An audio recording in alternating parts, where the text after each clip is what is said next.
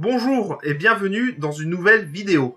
J'ai récemment joué à Pokémon Écarlate et Violet. Putain, mais nom de merde, quoi, sérieux. Et j'ai plusieurs théories. Dans cette première vidéo, je vais seulement parler de Pokémon Violet, étant donné que le sujet sera sur les Pokémon Paradoxe de cette version. Alors, allons-y. Déjà, qu'est-ce qu'un Pokémon Paradoxe ? Sur Pokémon Écarlate et Violet, les Pokémon Paradoxe sont des Pokémon qui viennent soi-disant du futur ou du passé. Sur Pokémon Violet, ce sont des Pokémon du futur et sont au nombre de 8. Ces 8 Pokémon sont affichés sur votre écran. Donc moi j'ai un souci avec ça, c'est pourquoi ce sont des robots. Genre l'évolution logique chez Game Freak, c'est qu'un être vivant devienne un robot ? Je ne pense pas.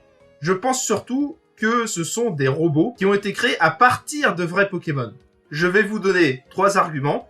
Le premier étant les yeux des Pokémon.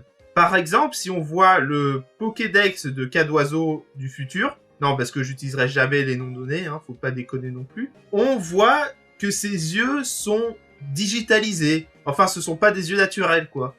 La deuxième raison, et là je vais faire plaisir à tous les fans de Pokémon noir et blanc, c'est le Tyrannosif du Pokéwood. Alors, le Tyrannosif du Pokéwood et le Tyrannosif du futur ont un point commun. En effet, ces deux-là partagent tous les deux le type électrique, alors que le Tyrannosif normal, il le partage pas. Le dernier argument va quant à lui spoiler la partie du jeu avec les dominants.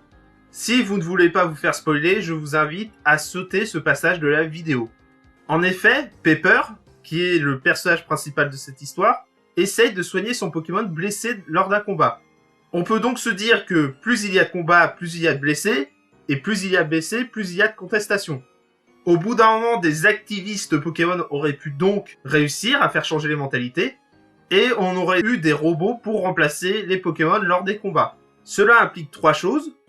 Les Pokémon du futur ne sont pas présents dans le jeu de base, il n'y a pas beaucoup de gens qui doivent se battre avec de vrais Pokémon, et le dernier point signifie que dans la diégèse de Pokémon, il y a des professeurs ou des scientifiques qui peuvent créer des Pokémon avec des types qui ne sont pas forcément acier. Là, on le voit bien sur les 8 Pokémon Paradoxe, ils ne sont pas tous du type acier. Voilà, c'est une petite théorie qui, je trouve, est cohérente avec l'histoire du jeu, enfin surtout l'histoire Pepper.